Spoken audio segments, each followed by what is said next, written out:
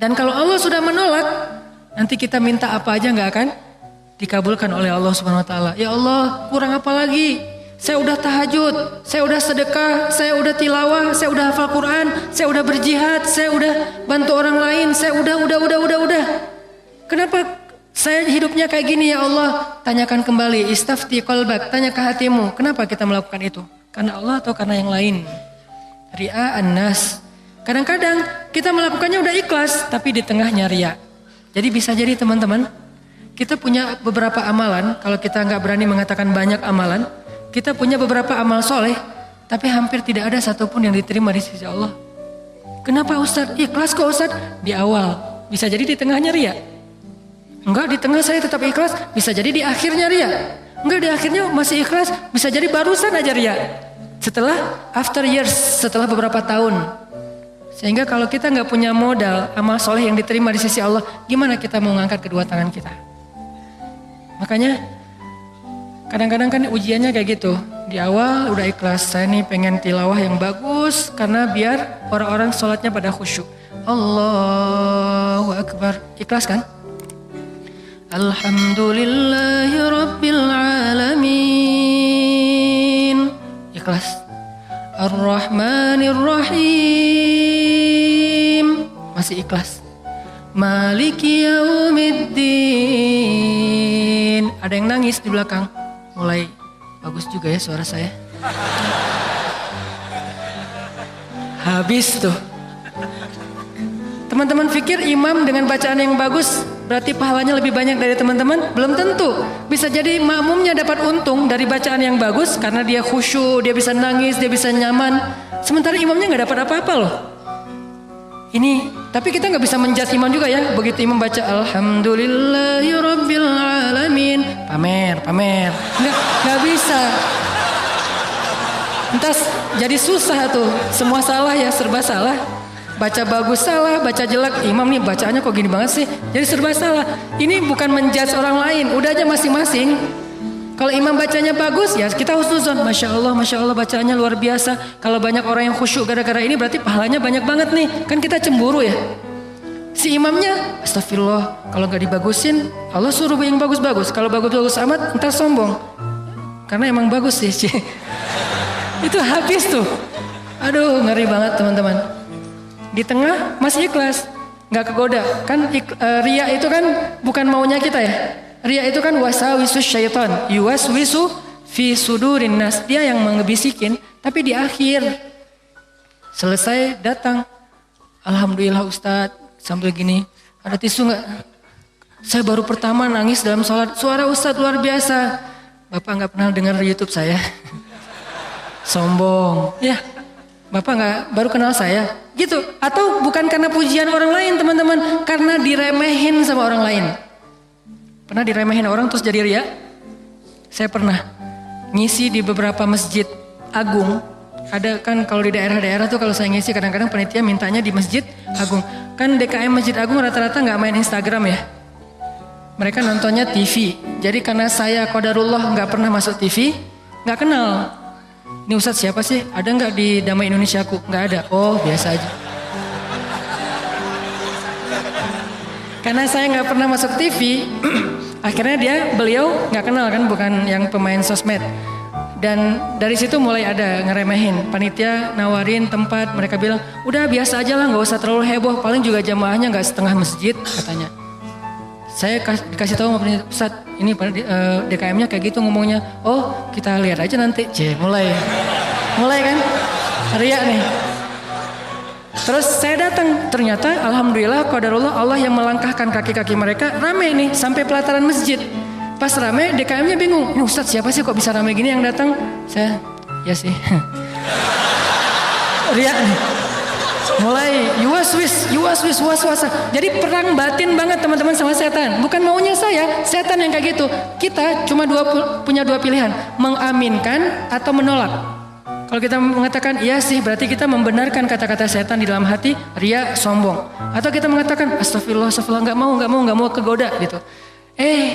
Pas waktunya sholat maghrib, panitia biasa, panitia kan kenal pastinya ya. Ustadz dorong-dorong saya gitu kan. DKM nggak ngedorong, kan kepancing. Kenapa DKM nggak dorong? Ngelihat penampilan saya dari ujung rambut sampai ujung kaki kayak kurang meyakinkan gitu. Nih Ustadz bisa ngaji nggak sih?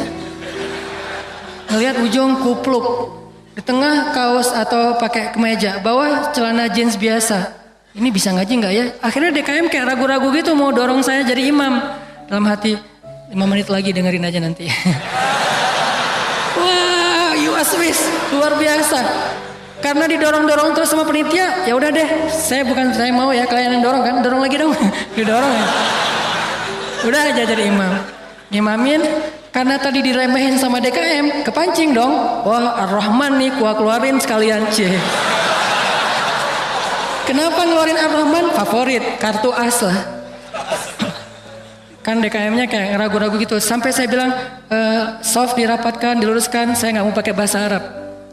Walaupun nggak bisa, soft diluruskan dan dirapatkan gitu. Terus DKM-nya masih gini-gini, ragu-ragu gitu. Dalam hati saya, ya bentar lagi, tenang aja.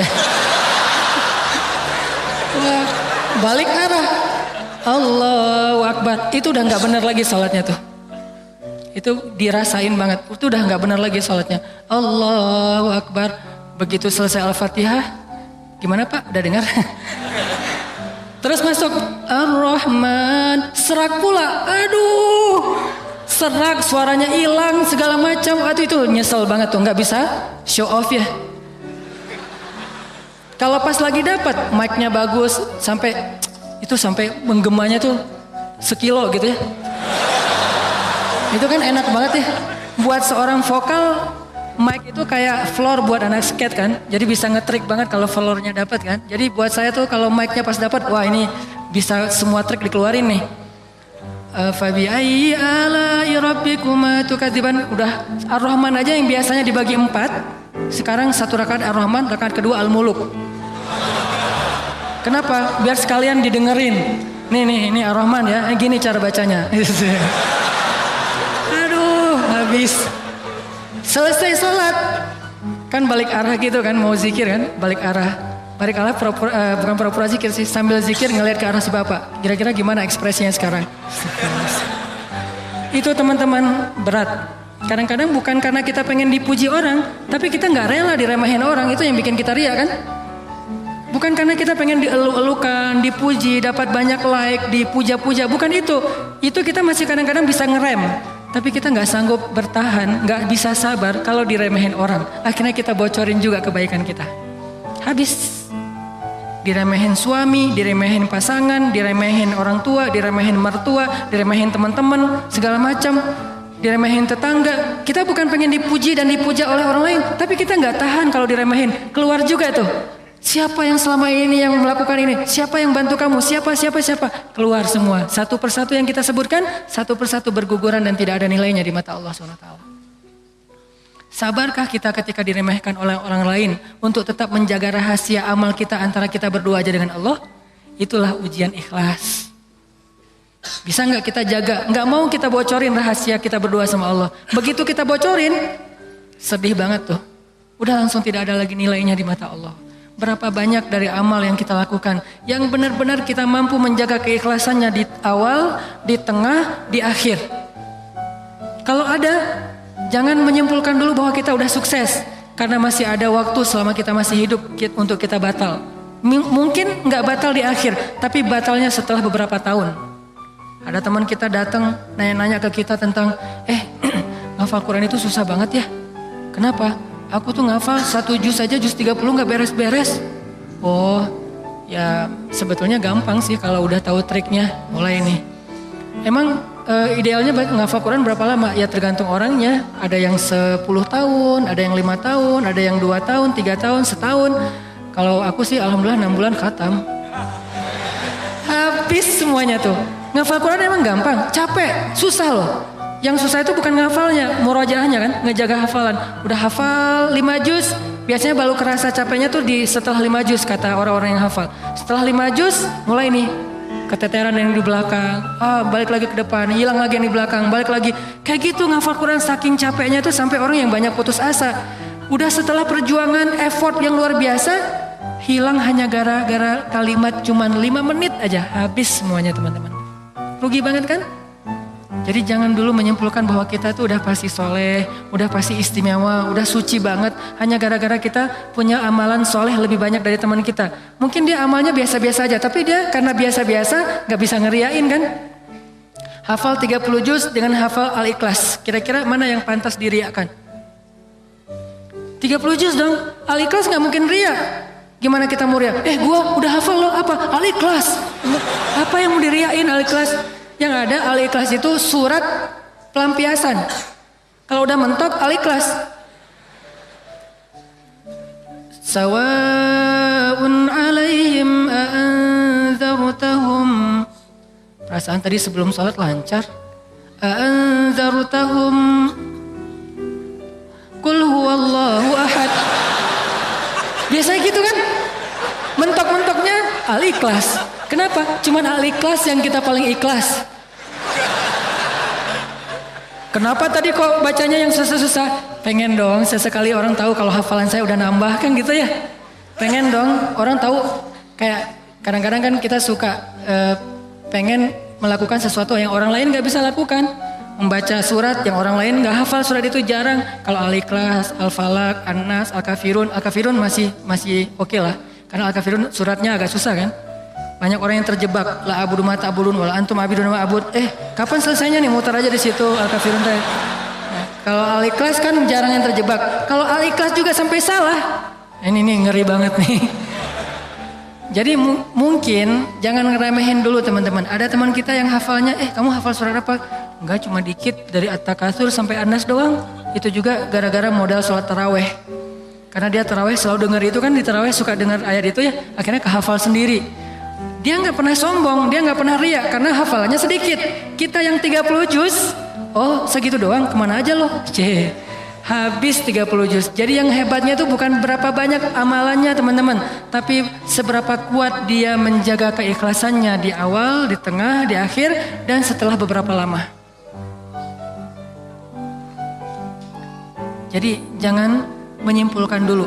Fala tuzakku anfusakum huwa a'lamu bimanittaqa. Jangan kalian menganggap diri kalian udah pasti soleh, pasti istimewa, pasti baik, karena Allah lah yang paling tahu siapa yang paling bertakwa. Maksudnya siapa yang paling ikhlas. Karena at-taqwa hahuna. Belum lagi nanti ada orang kadang-kadang saya pernah di sebuah masjid, kita ngadain acara tabligh akbar, terus masjidnya rame, anak-anak mudanya penuh sampai ke depan masjid. Setelah selesai acara tabligh akbar kan suka ngobrol-ngobrol gitu kan sama DKM di ruang DKM. Ada salah satu sesepuh masjid ngobrol sama saya, dan waktu itu saya juga sedih. Kenapa saya ladeni gitu? Harusnya saya pergi aja biar menjaga amal beliau kan. Beliau cerita, Ustadz, alhamdulillah ya sekarang masjidnya rame. Ini perjuangannya gak mudah loh Ustadz. Dulu dari awal nih, ketika kita pembebasan lahan masjid ini aja, udah konflik, sengketa dengan beberapa tetangga. Akhirnya saya perjuangkan Ustadz dari awal, sampai bisa pembebasan lahan. Kemudian kita bangun masjid ini dengan gotong royong luar biasa. Fundingnya itu susah banget Ustadz. 5 tahun baru beres masjid ini Ustadz. Udah gitu saya yang bikin yayasan masjid ini. Sampai ada RT-nya tuh saya yang bikin Ustadz. Satu persatu beliau sebutkan perjuangannya, jasa-jasanya, jerih payahnya, effortnya, dan segala macam pengorbanannya. Sampai akhirnya masjid ini rampung, sekarang dipakai banyak orang sholat, sekarang udah gampang. DKM sekarang tuh gampang, gak seperti awal-awal dulu. Kalau beliau sadar itu semuanya habis gara-gara beliau. Tapi kan kita gak bisa menjudge ya. Kalau beliau menceritakan itu untuk motivasi, oke.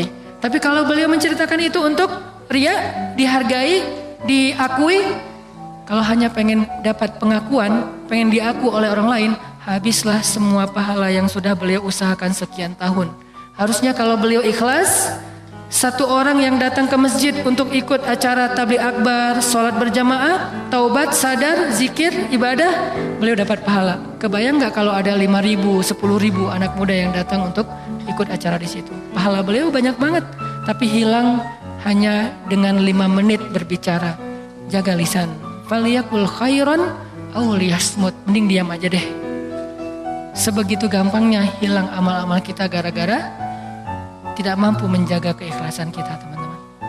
Makanya wa innama likulli imri'in manawa itu gampang banget tergelincir.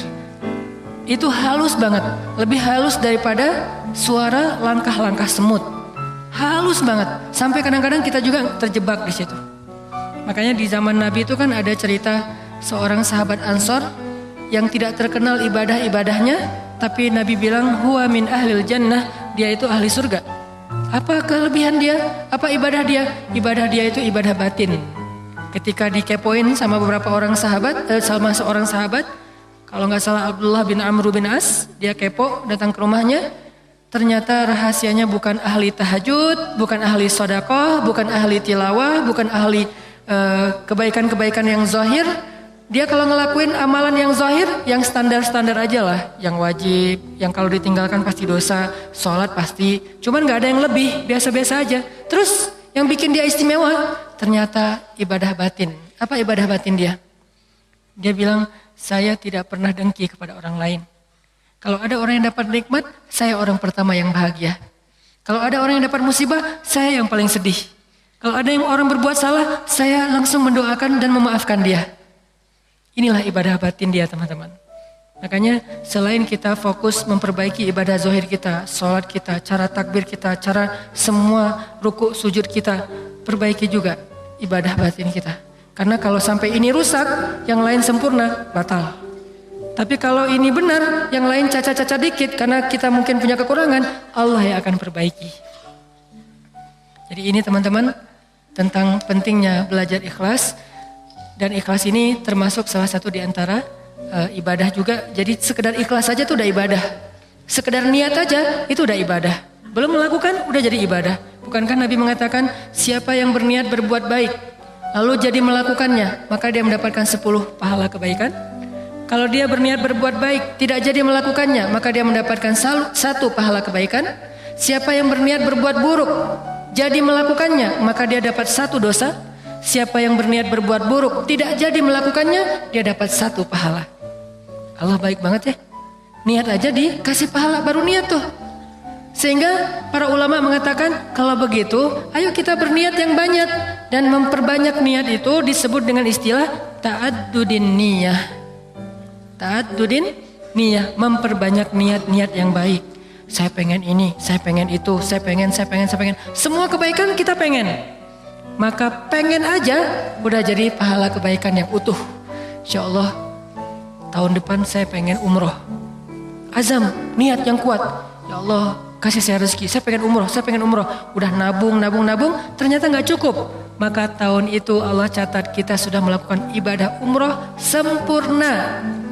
Dan bisa jadi lebih sempurna daripada orang yang melakukannya secara fisik. Kenapa? Orang yang melakukannya secara fisik masih ada ujian riya. Lagi di mana? Lagi umroh, posting. Tapi nggak semua orang yang posting umroh itu ria ya. Ini ke diri kita lagi nih, balik lagi kepada diri kita.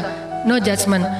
Bisa jadi dia posting, bisa jadi dia tinggalnya di bintang 5. Kadang-kadang umrohnya bareng dengan teman. Kadang-kadang kegodanya gini, umroh nih bareng dengan teman. Pas lagi makan, kan di hotel suka pas makan saling ketemu gitu kan, saling sharing. Dari mana aja? Baru selesai tawaf.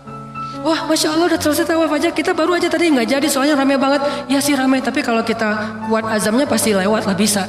Udah mulai nih. Udah berapa kali hari ini? Alhamdulillah baru 7 kali. 7 kali gara-gara kita ucapin. Niat mengucapkannya itu nggak ada riya teman-teman. Niat mengucapkan itu keceplosan aja pengen ngomong gitu. Alhamdulillah udah 7 kali. Alhamdulillah baru 7 kali. Niatnya nggak ada riyanya sama sekali. Tapi begitu selesai mengucapkan, orangnya mengatakan, Masya Allah luar biasa 7 kali. Hebat.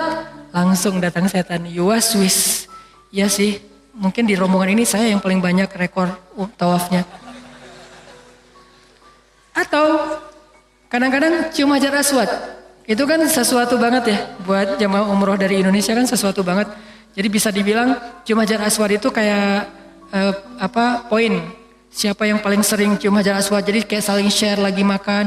Udah cium hajar aswad? Udah, belum? Udah, alhamdulillah udah 3 kali. Wah, saya baru sekali. Akhirnya saling berlomba. Kalau ini niatnya fastabiqul khairat, itu bagus. Tapi gara-gara fastabiqul khairat, kalau sampai terjebak kepada riya, sombong, maka habis. Yang tahu cuman kita. Yang tahu cuman kita. Orang lain gak tahu. Hati-hati dengan ini. Tapi orang yang tadi menabung pengen umroh, terus gak cukup duitnya, lalu gak jadi umroh, bisa jadi dia mendapatkan pahala umroh lebih utuh daripada orang yang melakukannya secara fisik. Maka jangan kikir dalam berniat baik. Berniat baik yang banyak. Ketika kita keluar rumah, ya Allah hari ini mudah-mudahan saya bisa bantu orang di jalan. Mudah-mudahan saya bisa silaturahim dengan teman lama atau dengan keluarga. Mudah-mudahan saya bisa mendapatkan ilmu. Mudah-mudahan saya bisa membantu orang dari kesusahan. Mudah-mudahan saya bisa. Perbanyak aja kebaikan kita niatin dan kita serius. Kalau nanti ada kesempatan kita akan lakuin. Begitu kita keluar rumah, Allah sudah mencatat kita seperti melakukan sebanyak kebaikan yang kita niatkan. Jadi niat aja ibadah. Wa innama likulli imri'in ma nawah. Seseorang mendapatkan pahala sesuai dengan apa yang dia niatkan. Niat aja udah ibadah. Apalagi kalau kita kerjakan.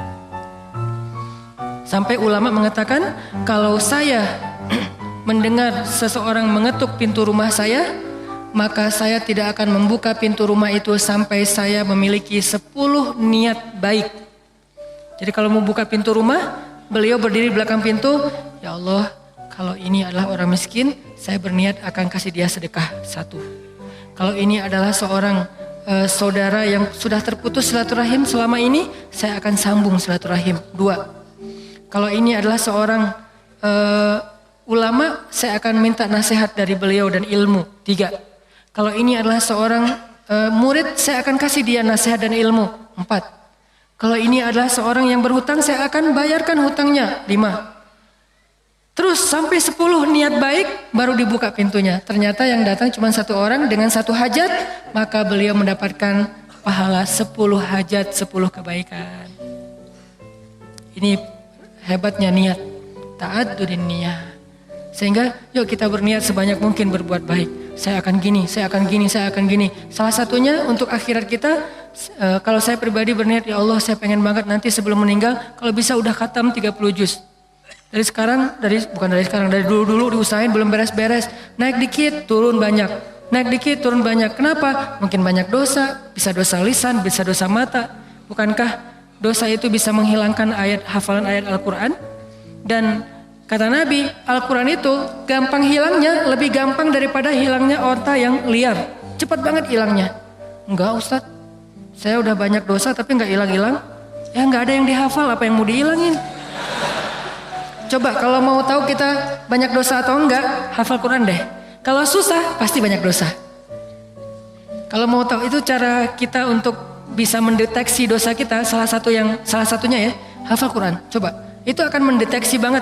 Kalau kita udah lancar bacaan, tapi dengan syarat bacaannya udah lancar. Karena kalau bacaan belum lancar, ya bukan karena dosa, emang nggak bisa baca Quran ya. Berarti tahapannya baca Quran dulu. Kalau bacaannya udah lancar, tapi kok nggak bisa ya ngafal Quran? Ini bisa jadi kata Imam Waqi', al-ilmu nurun wa nurullah la yu'talil asi. Ilmu itu cahaya dan cahaya Allah itu tidak diberikan kepada pendosa. Cara ngukur diri kita banyak dosa atau enggak? Coba ngafal Quran. Kalau susah, pasti banyak dosa. Sehingga pesantren di dekat rumah saya tuh pesantren Kampung Quran namanya. Dulu ada program daurah hafal Quran selama bulan Ramadan, 1 bulan 30 juz. Di Indonesia, di Cihanjuang, Cimahi. 1 bulan 30 juz. Pas saya diundang ke situ ngisi waktu subuh, saya bilang, "Ini programnya apa Ustadz?" 30 juz 1 bulan. Saya dalam hati, emang bisa? Saya tuh udah lebih 10 tahun gak beres-beres. Ngeremehin gitu kan. Ternyata ada yang bisa. Dari sekian puluh siswa atau santri, ternyata sekitar hampir 10 orang khatam sebulan 30 juz lancar teman-teman. Sebulan 30 juz lancar. Modalnya mungkin cuma juz 30 doang pas baru datang. Dan apa metodenya Ustadz? Ternyata metodenya itu nggak rumit-rumit, sederhana. Kalau mereka ngerasa susah hafalan, disuruh sholat taubat terus istighfar. Itu doang. Kalau ya Allah kok susah banget ya? Kan kadang-kadang ada halaman yang mudah, ada halaman yang susah ya. Yang biasanya kalau lagi enak tuh moodnya dapat, bisa sekali duduk 2 lembar langsung hafal dan lancar. Kalau lagi nggak dapat, 1 ayat aja nggak beres-beres. Nah kata ustadznya, kalau kejadian kayak gitu, coba wudu, sholat taubat, minta ampun sama Allah, istighfar, coba hafal lagi. Pasti mudah. Dan itu terbukti. Ternyata kayak gitu caranya. Cuman ya butuh istiqomah juga. Jadi teman-teman perbanyak niat yang baik. Niat apa aja termasuk saya nanti kalau udah punya rezeki, udah punya usaha sendiri, saya pengen punya panti asuhan 1000 anak yatim. Tapi niatnya yang kuat ya. Kalau ternyata itu baru terwujud setelah 20 tahun, la tahzan, gak usah bersedih, gak usah berkecil hati. Kenapa? Sejak kita berniat punya pesantren, punya panti asuhan 1000 anak yatim, walaupun terwujudnya setelah 20 tahun, pahalanya tuh dihitung dari awal berniat, bukan ketika terwujud. Keren kan niat tuh? Jadi pahalanya dihitung dari ketika kita berniat, bukan ketika itu terwujud. Kalau terwujud, dilipat gandakan 10 kali lipat. Sebelum terwujud, dihitung satu kebaikan yang utuh. Misalnya, saya dalam hati saya punya niat, saya nanti mau bikin camp pengungsi. Kalau kemarin yang saya datang sama teman-teman itu kan camp pengungsi Suriah yang ada di Turki. Yang artinya para pengungsi yang udah aman kondisinya. Kita coba bantu kecil-kecilan. Nah ini dikasih lagi tanah sama Erdogan, sama Turki, lewat menteri diniatnya, lewat Golden Future kita kerjasama di Aleppo perbatasan dengan Turki, di dalam Suriahnya. Yang gak bisa nyebrang, yang gak bisa ngungsi keluar negeri, maka ditampung di situ. Dikasih berapa hektar tanah, disuruh coba kalian bisa gak bikin camp di situ. Saya punya niat, saya akan coba bareng-bareng dengan Golden Future harus punya camp di Aleppo bagian perbatasan Turki yang menampung minimal 100.000 pengungsi Suriah. Itu kan niatnya. Kapan terwujud? Allahu alam. Yang penting saya ikhtiar aja dulu dari sekarang. Mulai membangun sosmed. Saya harus banyak followers. Kenapa? Makin banyak followers, insya Allah funding untuk kemanusiaan lebih gampang. Terus juga membangun jaringan beberapa tempat di seluruh Indonesia supaya kita kerja bareng-bareng untuk selain kemanusiaan di Suriah, kemanusiaan juga di Indonesia, bikin kegiatan-kegiatan dakwah anak muda. Tapi salah satu target goal saya itu adalah bisa ngebantu korban-korban perang, bukan membantu perang, membantu korban perang. Kalau membantu korban perang kita datangnya bawa roti, bawa gandum, bawa obat-obatan. Kalau membantu perang kan bawa senjata ya, dan saya megang senjata juga belum pernah. Nah, niatnya 100.000 pengungsi di camp di dalam Suriah untuk membantu mereka. Kapan terwujud? Sebutlah 10 tahun lagi baru terwujud. Saya apakah baru dapat pahala setelah 10 tahun? Enggak. Dari sejak awal saya berniat, kalau saya mampu ikhlas, maka saya mendapatkan pahala yang sama. Berarti setiap hari itu saya kayak ngasih makan 100.000 pengungsi Suriah di Aleppo. Setiap hari. Keren kan niat tuh? Kenapa kita nggak melakukan hal yang sama? Kenapa kita nggak berniat aja kayak gitu? Saya akan ikut juga dengan program Ustadz Hanan. Walaupun sekarang saya belum bisa support dana, tapi insya Allah kalau saya ada dana nanti saya pasti akan ikut nyumbang. Saya juga akan funding dengan teman-teman saya. Niatin aja.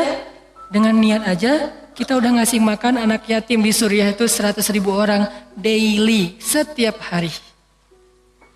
Wa innama likulli imri'in ma nawa. Kenapa kita nggak berniat yang banyak kebaikan-kebaikan? Kenapa kita kikir dalam niat? Belum lagi nanti kita niatkan yang lain-lain. Saya punya niat misalnya pengen banget dengan kita mendakwahi anak-anak muda, dengan kita bikin sebuah gerakan anak muda, suatu saat dari mereka lahir seorang pemimpin yang saya sering ulang-ulang, yang hafiz Al-Quran, yang takut kepada Allah, yang imamin kita sholat di Masjid Istiqlal, dan yang muazzinnya adalah wakil presiden, yang imamnya presiden. Kalau itu terwujud, lalu makmumnya seluruh Indonesia, itu kan keren banget ya. Kalau belum terwujud, saya tetap dapat pahala niat itu kalau masih ikhlas. Berniatlah sebanyak mungkin. Berniatlah seluas mungkin. Jangan tanggung. Enggak, kalau 100.000 kegedean, udah aja 10 orang. Kenapa tanggung-tanggung? Memangnya buat kita rugi kalau kita niat 100.000 orang kita kasih makan? Udah aja niat. Tapi nggak mungkin tercapai. Siapa bilang nggak mungkin? Banyak hal yang sekarang saya alamin secara pribadi dan bersama teman-teman di Pemuda Hijrah itu kejutan loh dari Allah. Dulu mungkin kita anggap itu mimpi. Mimpi bisa pergi ke camp Suriah yang ada di Turki. Mimpi bisa dakwah ke anak-anak, teman-teman anak-anak muda bisa bareng-bareng. Mimpi bisa ini, bisa itu segala macam. Itu kayak mimpi. Tapi Allah wujudkan. Kenapa? Intasdukillah yasdukka. Kalau kamu jujur kepada Allah, Allah juga akan jujur kepada kamu. Ya Bani Israil azkuru ni'mati allati an'amtu alaikum wa awfu bi'ahdi ufi bi'ahdikum. Tunaikanlah janji kalian kepada aku aku tunaikan janji aku kepada kalian. In tasdukillah yasdukka, jujurlah kepada Allah, Allah jujur kepada kalian. Ihfazillah yahfazka, jaga Allah, Allah jaga kalian. Fadhkuruni adzkurkum, ingat aku ingat kalian. Selalu kayak gitu, kaidahnya sama, walaupun redaksinya berubah-ubah.